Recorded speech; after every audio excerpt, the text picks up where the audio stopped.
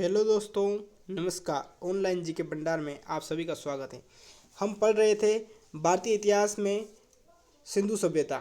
ठीक है, सिंधु सभ्यता का एक वीडियो हमने पहले डाल दिया है। ये हमारा दूसरा वीडियो है। ठीक है, इसमें हम सिंधु सभ्यता के प्रमुख जो भी स्थल हैं उन सभी के बारे में विशेष रूप से चर्चा करने वाले हैं। ठीक है, उनकी खोज किसने की, उनका उत्खनन कब हुआ, किसने उत्खनन किया, इन सभी के जानकारी और वहाँ से क्या क्या अवशेष प्राप्त हुए, इन सभी का महत्वपूर्ण जानकारी पर हम चर्चा करने वाले हैं। ठीक है दोस्तों, चलते हैं हम। सिंधु सभ्यता के प्रमुख स्थलों में सबसे पहला है अपना हड़प्पा। ठीक है, हड़प्पा कहाँ स्थित है तो पाकिस्तान के गोडमंगरी जिले में स्थित है। ठीक है, रावी नदी के तट पर स्थित है। उत्खनन 1921 में हुआ था। उत्खननकर्ता कौन थे भाई साहब, तो दयानंद सरस दयाराम साहनी थे। ठीक है दोस्तों, और यहाँ पर क्या हुआ है तो सर्वाधिक अभिलेख युक्त मोहरें कहाँ से मिली हैं, तो सर्वाधिक अभिलेख युक्त मोहरें ये हड़प्पा से मिली है। ठीक है दोस्तों, आगे बढ़ते हैं। छः के दो धान्य कोठार मिले हैं। ठीक है दोस्तों, दूसरा नाम इसका हड़प्पा का है तोरण नगर। मिश्रित फसल के साक्ष्य मिले हैं। मिश्रित फसल क्या थी तो गेहूं और जौ थी। ठीक है दोस्तों, कहाँ से मिले हैं तो हड़प्पा से मिले हैं। स्त्री के गर्भ से निकलते हुए पौधे की मरण मूर्ति कहाँ से मिली है, हड़प्पा से, जिसे क्या कहा जाता है, उर्वरता की देवी। ठीक है दोस्तों, कांसा गलाने का पात्र मिला है यहाँ से। कब्र में 12 कांसे का दर्पण मिला है। 7 पासे मिले हैं घनाकार के 3x3 के। ठीक है दोस्तों, आगे बढ़ते हैं हम। तो अन्नागार के साक्ष्य भी मिले हैं यहाँ से। श्रमिक आवास मिला है। कब्रिस्तान R37 मिला है। कांसे का एक्का मिला है। एक बर्तन पर बना हुआ मछुआरे का चित्र मिला है। लेख युक्त बर्तन है। शंख पर बना हुआ बेल तथा पीतल का इक्का है। ठीक है दोस्तों, दूसरा जो हमारा महत्वपूर्ण स्थान है वह है मोहनजोदड़ो। ठीक है दोस्तों, क्या नाम है, मोहनजोदड़ो। कहाँ है, पाकिस्तान के सिंध प्रांत के लरकाना जिले में। ठीक है,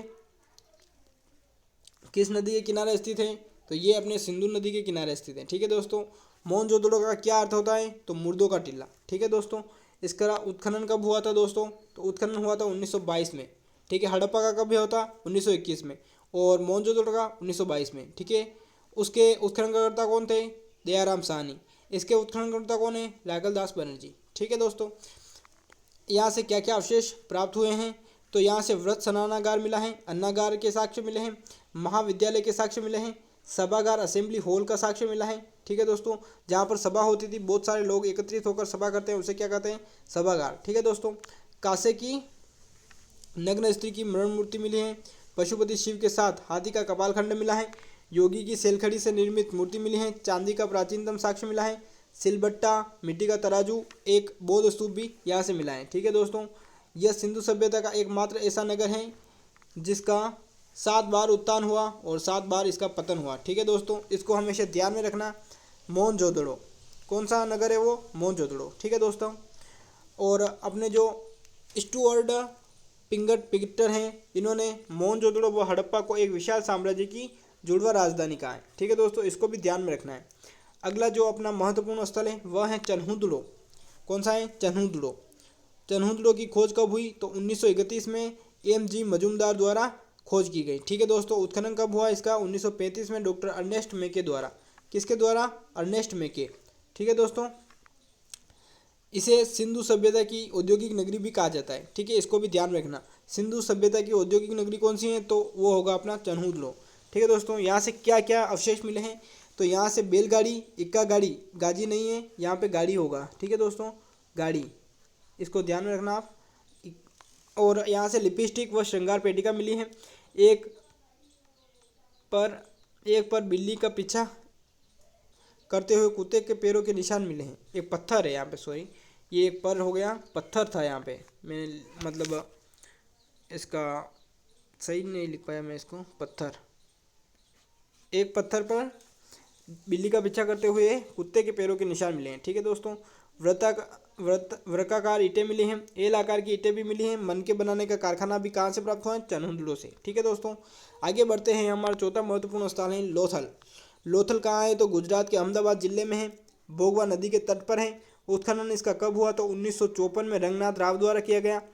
मोहनजोदड़ो के अतिरिक्त इसे भी क्या कहते हैं दोस्तों, मुर्दों का टीला कहा जाता है। मोहनजोदड़ो को भी मुर्दों का टीला कहा जाता है और इससे भी मुर्दों का टीला कहा जाता है। ठीक है दोस्तों, इसे लघु हड़प्पा और लघु मोहनजोदड़ो भी कहते हैं। ठीक है दोस्तों, इस बात को आप हमेशा ध्यान में रखिए। लघु हड़प्पा और लघु मोहनजोदड़ो चन्हुदड़ो को कहा जाता है। ठीक है दोस्तों, आगे बढ़ते हैं हम।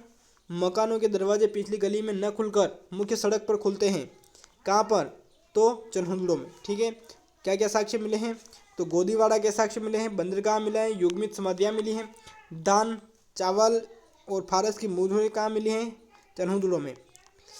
घोड़े की लघु मरण मूर्तियाँ मिली हैं, हाथी दांत का हाथी दांत का स्केल मिला है, आटा पीसने की चक्की मिली है, अग्नि वेदिका मिली है, महिला व पुरुष की संयुक्त कब्रगाह मिली है, एक मृदभांड जिस पर कुआं तथा लोमड़ी का चित्र उत्कीर्ण है। ठीक है दोस्तों, इस बात को आप ध्यान में रखिएगा।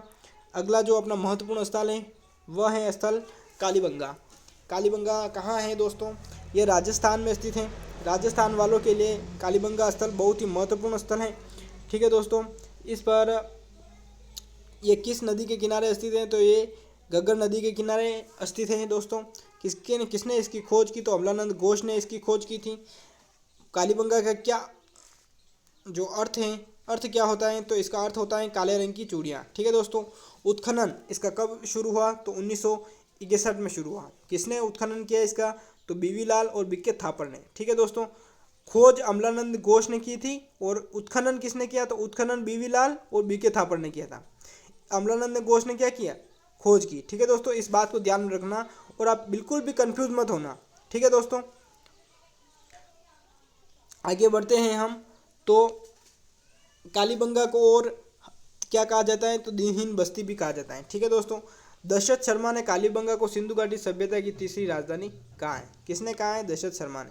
क्या कहा है? कालीबंगा को सिंधु घाटी सभ्यता की तीसरी राजधानी। ठीक है, क्या क्या अवशेष मिले हैं देखते हैं हम। तो कालीबंगा से हवन कुंड, हल के निशान, अलंकृत ईंटों के साक्ष्य, कच्ची ईंटों के बने हुए मकान मिले हैं, जूते हुए खेत के प्रमाण मतलब ग्रिड पैटर्न प्रणाली कहाँ से मिली हैं? तो ये हमारे कालीबंगा से मिली है। ठीक है दोस्तों, यहाँ पे और क्या मिला है? तो यहाँ पे कुएं के प्रमाण भी मिले हैं, ईंटों के बने चबूतरे व बेलनाकार मोहरें मिली हैं। ठीक है दोस्तों, 37 कब्रगाह मिले हैं, बच्चों की खोपड़ी में छेद अर्थात शल्य चिकित्सा की जानकारी, पहली जो सर्वप्रथम जानकारी है तो वो हमें कहाँ से मिलती है? कालीबंगा से। ठीक है दोस्तों, इसको ध्यान में रखना और इसको कहीं नोट करके लिख लेना। ठीक है दोस्तों, दीवारों में दरारें मिली हैं, इसका मतलब क्या हुआ? भूकंप के सर्वप्रथम साक्ष्य मिले हैं। ठीक है दोस्तों, दरारों में दीवारें इसका मतलब भूकंप के साक्ष्य।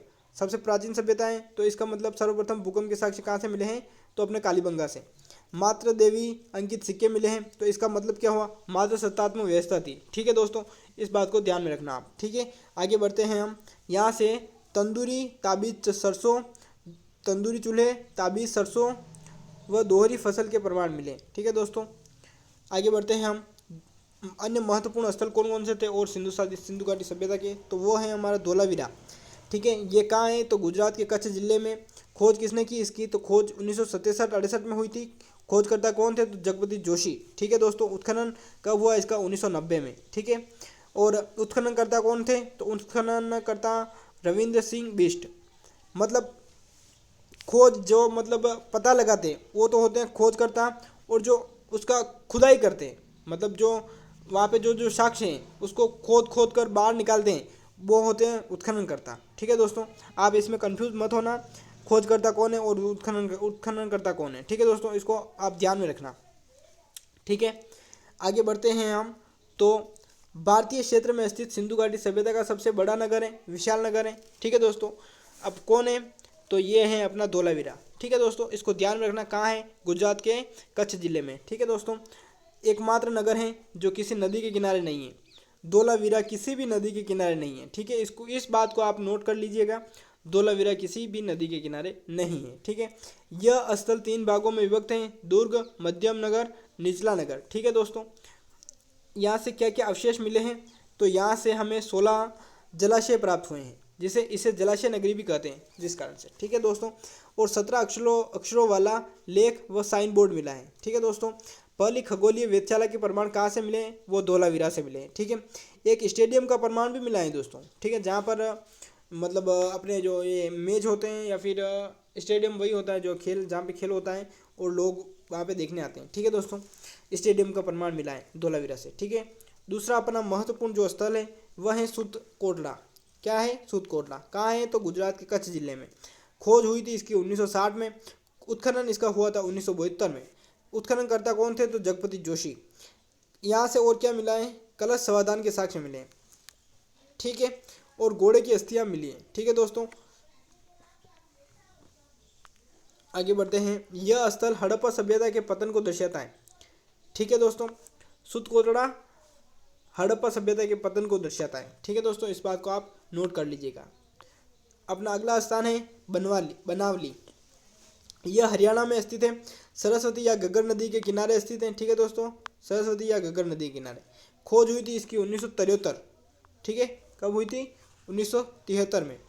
खोज करता थे रविंद्र सिंह बिष्ट, ठीक है। इसे समृद्धों का शहर भी कहा जाता है, समृद्धों का शहर, ठीक है, इसको याद रखिएगा।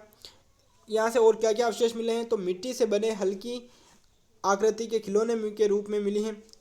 मिट्टी से बने हल्की मतलब हल ले यहाँ पे, सॉरी दोस्तों, हल की आकृति, ठीक है दोस्तों, इसको आप ध्यान में रखिएगा। हल की आकृति के खिलौने के रूप में मिली हैं, ठीक है दोस्तों। उसके बाद में यहाँ पे सरसों तिल्ली जो चावल की भूसी के अवशेष मिले हैं, ठीक है दोस्तों। और तांबे के बाण मिले हैं। मातृ देवी की लघु मिट्टी की मूर्ति मिली है। सोने की परत चढ़े मनके कहाँ से मिले हैं, तो अपने ये सोने के परत चढ़े मनके मिले हैं, यहाँ से कहाँ से, बनावली से, ठीक है दोस्तों। अगला जो अपना महत्वपूर्ण स्थल है वह है रंगपुर। कौन सा, रंगपुर कहाँ है, तो गुजरात में, ठीक है। किस नदी के किनारे, तो भादरा नदी के किनारे। खोज कब हुई थी इसकी दोस्तों, तो खोज 1931 में हुई थी, माधव स्वरूप वत्स ने भी की थी, और 1947 में मोरेश्वर दीक्षित ने द्वारा की थी, और 1953 में वापस रंगनाथ राव ने भी की थी, ठीक है दोस्तों। तीन जनों ने खोज की थी, इसलिए यहाँ पे आप इसे मतलब इतना मतलब सीरियस मत लेना, इतना कंफ्यूज भी मत होना, ठीक है दोस्तों। आपको तो एक याद रखना है, ठीक है, कोई सा भी, या नहीं रखो तो कोई इतना कोई मतलब जहाँ मतलब जो मतभेद है इनमें कि तीन खोज करता है इसके, तो इसका कोई फिक्स डेट नहीं है, तो इसके बारे में प्रश्न नहीं पूछते हैं, ठीक है दोस्तों। आगे है हमारा सिंधु सभ्यता को उत्तरकालीन अवशेष प्राप्त मिले हैं। उत्तरकालीन मतलब यहाँ पे सिंधु सभ्यता के पतन की ओर लौट रही थी, ठीक है, सिंधु सभ्यता। ईंटों के दुर्ग व चावल की भूसी के साक्ष्य मिले हैं। इसे ओरस का पुत्र भी कहा जाता है, ठीक है दोस्तों। अगला अपना महत्वपूर्ण जो स्थल है वह है रोपड़। कौन सा, रोपड़ पंजाब में है दोस्तों, सतलज नदी के किनारे हैं। खोज हुई थी 1950 में। खोज करता थे बीवी लाल, और उत्खनन हुआ इसका 1955 में। उत्खनन करता है यज्ञदत्त शर्मा, ठीक है दोस्तों। आगे बढ़ते हैं हम। यहाँ पे मनुष्य के शव के साथ कुत्ते के शव के प्रमाण मिले हैं, ठीक है दोस्तों। मनुष्य के शव के साथ में कुत्ते के शव मिला है, ठीक है दोस्तों। अब हम पढ़ते हैं इसका नगर नियोजन। नगर नियोजन को हम अब आपको अगले वीडियो के माध्यम से पढ़ाएंगे, ठीक है दोस्तों। कैसा लगा हमारा वीडियो पसंद आए तो वीडियो को लाइक करें। हमारे चैनल पर नए हो तो ऑनलाइन जीके भंडार को सब्सक्राइब करें, और वीडियो को अपने दोस्तों के साथ साझा करें, ठीक है दोस्तों। और भी किसी भी तरह की जानकारी के लिए कमेंट बॉक्स में कमेंट अवश्य करें, ठीक है दोस्तों। मिलते हैं आपको नेक्स्ट वीडियो में।